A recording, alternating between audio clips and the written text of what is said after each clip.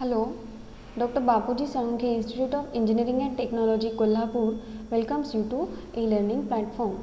This is Science and Humanities Department. Myself, Miss N.S. Patil, going to conduct today's session. The today's session will be on the course Basic Science. आजच्या सेशनमध्ये आपण basic science या सब्जेक्टबद्दल general information बघणार आहोत. आता यापूर्वी आपण 10वीपर्यंत प्रत्येक विषयाला सब्जेक्ट असं म्हणत होतो, तर डिप्लोमा किंवा इंजिनिअरिंगमध्ये आपल्याला त्याच्यामध्ये सब्जेक्टला आपण काय म्हणून बोलणार आहोत तर कोर्स. कुठल्याही सब्जेक्टच्या बाबतीत आपल्याला डिस्कशन करायचं झालं तर सब्जेक्टला दुसरं नाव काय आहे, कोर्स आहे. मग आपण आता आपल्या सेशनमध्ये बेसिक सायन्स ज्याचा कोड 22102 असा आहे, या कोर्सच्या बाबतीत काय करणार आहोत, डिस्कशन करणार आहोत. आता बेसिक सायन्स हा जो सब्जेक्ट आहे त्याचे दोन सेक्शन्स आहेत, सेक्शन 1 आणि सेक्शन 2. आता सेक्शन 1 जो आहे तो सेक्शन 1 बेसिक सायन्स फिजिक्स आहे. म्हणजे आपण त्याला आतापर्यंत आपण जे सायन्स शिकलो असेल त्याच्यामध्ये भौतिकशास्त्र हा जो भाग होता तो म्हणजे काय आहे, बेसिक सायन्स फिजिक्स. आणि सेकंड सेक्शन जो आहे सेक्शन 2 बेसिक सायन्स केमिस्ट्री, तो कशाच्या बाबतीत आहे, बेसिक सायन्स केमिस्ट्री म्हणजे रसायनशास्त्र. Okay, now we will see the teaching and examination scheme of this subject. Teaching आणि एक्झामिनेशन स्कीम म्हणजे काय, तर एका आठवड्यामध्ये तुम्हाला या सब्जेक्टचं टीचिंग लर्निंग करण्यासाठी किती अवर्स आहेत, म्हणजे काय आहे, टीचिंग स्कीम आहे. आणि एक्झामिनेशन स्कीम म्हणजे काय, तर या बेसिक सायन्स या सब्जेक्टसाठी तुम्ही या सेमिस्टरमध्ये किती आणि कोणत्या प्रकारच्या एक्झाम्सला ॲपियर होणार आहात, ते म्हणजे काय आहे, examination scheme. Okay, first we will see the teaching scheme. पहिल्यांदा आपण काय करूया, टीचिंग स्कीम काय आहे ते बघूया. इथं आपल्याला LTP असे लेटर्स दिसतात. L फॉर लेक्चर्स, आठवड्यामध्ये किती लेक्चर्स असणार आहेत. T for tutorials. आता बेसिक सायन्स या सब्जेक्टसाठी तुम्हाला ट्युटोरियल्स नाही आहेत म्हणून आपण इथं काय केलं आहे, डॅश दिलेला आहे. Then P for practicals. Okay, म्हणजे बेसिक सायन्स या सब्जेक्टसाठी आपल्याला लेक्चर्स आणि प्रॅक्टिकल्सच असणार आहेत. ओके, आता सेक्शन 1 साठी तुम्हाला किती लेक्चर्स आहेत, 2 लेक्चर्स आहेत. आणि सेक्शन 2 साठी किती लेक्चर्स आहेत, 2 लेक्चर्स आहेत. म्हणजे एका आठवड्यामध्ये तुम्हाला फिजिक्सला 1-1 तासाचे 2 लेक्चर्स असणार आणि केमिस्ट्रीला सुद्धा 1-1 तासाचे 2 लेक्चर्स असणार आहेत. तसंच आहे प्रॅक्टिकल्सचं, प्रॅक्टिकलसुद्धा 2 आवर्स दिले इथं. म्हणजे फिजिक्सला तुम्हाला आठवड्यातून 2 तासाचं एक प्रॅक्टिकल असेल आणि केमिस्ट्रीला सुद्धा तुम्हाला आठवड्यातून 2 तासाचं एक प्रॅक्टिकल असणार आहे. म्हणजे टोटल तुम्हाला 4 लेक्चर्स आणि 2 प्रॅक्टिकल्स, एक फिजिक्सचं आणि एक केमिस्ट्रीचं, असं तुम्हाला आठवड्यातून बेसिक सायन्स या सब्जेक्टच्या लर्निंगसाठी 8 तास असणार आहेत, 8 आवर्स असणार आहेत. Okay, now we will see the examination scheme of this subject. Examination scheme म्हणजे तुम्हाला कुठल्या प्रकारच्या एक्झाम्स द्यावयाच्या आहेत. आता एक्झाम्स तुम्हाला 2 प्रकारच्या द्यायच्या आहेत, एक आहे थेरी एक्झाम आणि दुसरं आहे प्रॅक्टिकल एक्झाम. थेरी एक्झाममध्ये आपल्याला काय करायचं बघा, तर आपण सेमिस्टरमध्ये जो काही थेरीचा अभ्यास करणार आहे त्याची काय करायची आहे, एक्झाम द्यायची आहे, परीक्षा द्यायची आहे. ओके, मग आता इथं काय म्हणलं आहे, ESE म्हणजे एंड सेमिस्टर एक्झाम. म्हणजे सेमिस्टर झाल्यानंतर सगळ्यात शेवटी जी फायनल परीक्षा असते त्याला आपण काय म्हणतो, एंड सेमिस्टर एक्झामिनेशन. आता फिजिक्स आणि केमिस्ट्री या दोन्ही सब्जेक्टची मिळून काय असते, एंड सेमिस्टर एक्झामिनेशन असणार आहे. म्हणजे तुम्हाला फिजिक्सचा वेगळा पेपर, केमिस्ट्रीचा वेगळा पेपर असणार नाही, तर फिजिक्स आणि केमिस्ट्री या दोघांचा मिळून एक पेपर तुम्हाला द्यायचा आहे. ओके, आणि ही परीक्षा जी आहे फायनल एक्झाम ही MSBT म्हणजेच काय, बोर्डकडून कंडक्ट केली जाते. या एक्झाममध्ये आपल्याला 70 मार्क्सचा पेपर द्यायचा आहे. त्यापैकी 35 मार्क्स हे कुणाचे आहेत, फिजिक्ससाठी आहेत आणि 35 मार्क्स कुणासाठी असणार आहेत, केमिस्ट्रीसाठी असणार आहेत. आता ही जी आपली बेसिक सायन्सची एंड सेमिस्टर एक्झामिनेशन आहे, ही एक्झामिनेशन ऑनलाईन पद्धतीनं होते. म्हणजे बोर्ड ती परीक्षा ऑनलाईन पद्धतीनं कंडक्ट करतं.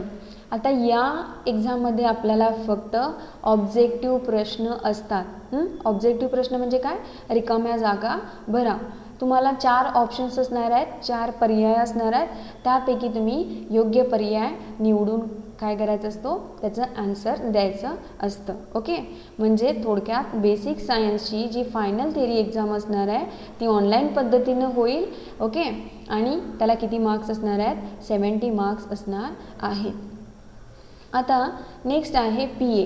PA म्हणजे काय? Progressive assessment. म्हणजे पूर्ण सेमिस्टर पर्यंत तुमचं जी काय प्रोग्रेस आहे त्याची असेसमेंट करणं, त्याचं मूल्यमापन करणं. आता तुमचं प्रोग्रेसिव्ह असेसमेंट करण्यासाठी आपल्याला सेमिस्टरमध्ये 2 टेस्ट असतात. जसं आपण चाचणी परीक्षा म्हणतो तसं 2 टेस्ट असतात, युनिट टेस्ट 1 आणि युनिट टेस्ट 2. ओके, तसं फिजिक्स आणि केमिस्ट्रीची युनिट टेस्टसुद्धा कंबाईनच असते. युनिट टेस्टला म्हणजे चाचणी परीक्षेला सुद्धा तुम्हाला दोघांचे मिळूनच क्वेश्चन्स असणार आहेत.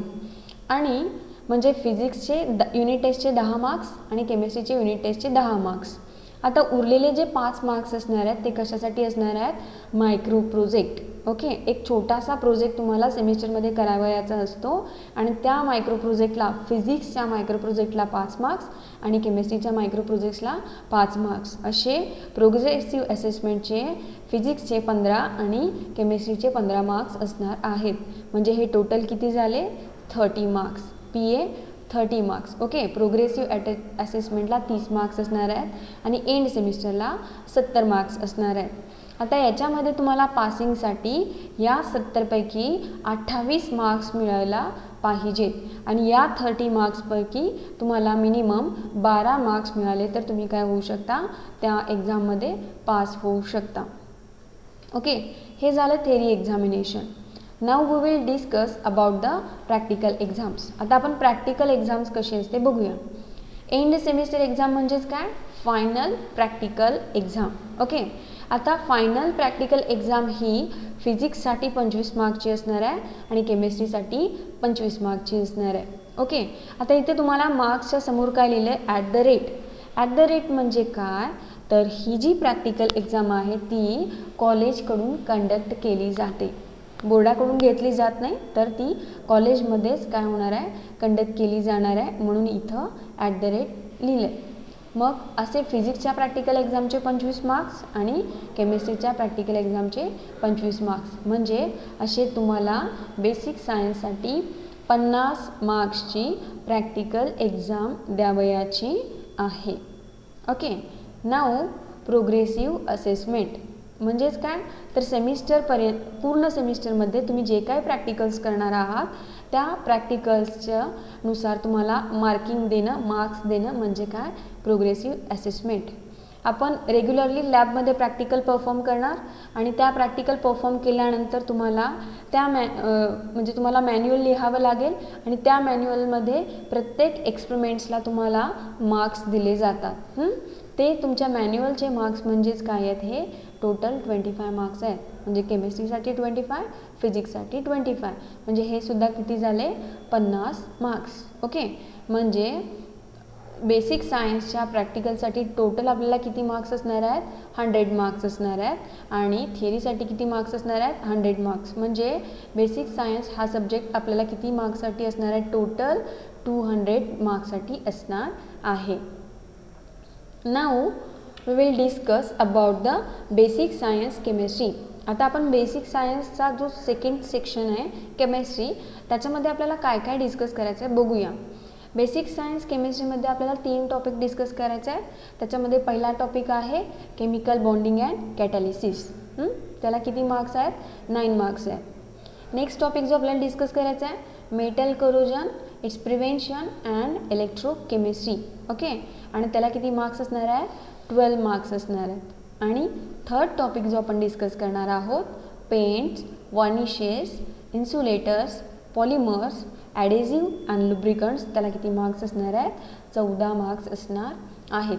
ओके, मग आता आपल्याला या 3 टॉपिकचा अभ्यास केल्यानंतर या 3 टॉपिकचा इंजिनिअरिंगच्या फील्डमध्ये काय उपयोग होणार हे माहिती असणं गरजेचं आहे. आणि त्याच्यासाठी आपण काय डिस्कस करूया, कोर्स आउटकम्स. COs म्हणजे काय, कोर्स आउटकम. म्हणजे बेसिक सायन्स केमिस्ट्री हा कोर्स डिस्कस केल्यानंतर, स्टडी केल्यानंतर तुम्हाला काय फायदा होणार आहे किंवा तुम्हाला काय नॉलेज मिळणार आहे हे आपण कशामध्ये बघणार आहोत, कोर्स आउटकम. बघा, फर्स्ट आपलं कोर्स आउटकम काय आहे, apply the catalysis process in the industry. म्हणजे ज्यावेळी तुम्ही फर्स्ट टॉपिक डिस्कस कराल केमिकल बॉन्डिंग अँड कॅटॅलिसिस, त्यावेळी तुम्हाला कॅटॅलिसिस म्हणजे काय, त्याचा उपयोग कसं करायचं हे माहिती होणार आहे. आणि या नॉलेजचा वापर तुम्ही काय करू शकता, इंडस्ट्रीमध्ये करू शकता. बिईंग अ इंजिनियर तुम्ही वेगवेगळ्या प्रोसेसेस कॅरी करू शकता, कंडक्ट करू शकता इंडस्ट्रीमध्ये. मग ती प्रोसेस कशी फास्ट होईल आणि कशा पद्धतीनं आपल्याला प्रोडक्ट चांगला मिळेल यासाठी तुम्ही कुठलं नॉलेज वापरणार आहात, तर कॅटॅलिसिस प्रोसेसचं. Okay. Next is the use of corrosion preventive measures in the industry. म्हणजे इंडस्ट्रीमध्ये तुम्हाला, आता तुम्ही इंडस्ट्रीमध्ये ज्यावेळी काम करणार किंवा ॲज अ इंजिनियर म्हणून ज्यावेळी तुम्ही काम कराल त्यावेळी मोस्टली आपल्याला मेटल्सचा यूज करावा लागतो. धातूंना आपण वापरतो. मग मेटल म्हटल्यानंतर त्याचं करोजन होणार, तो गंजणार, त्याची झीज होणार. ओके.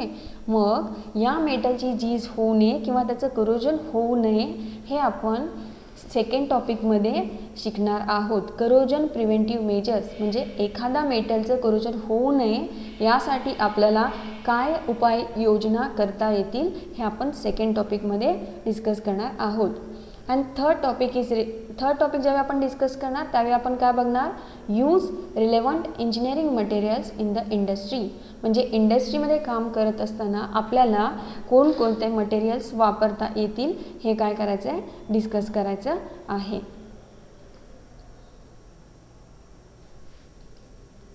थँक्यू.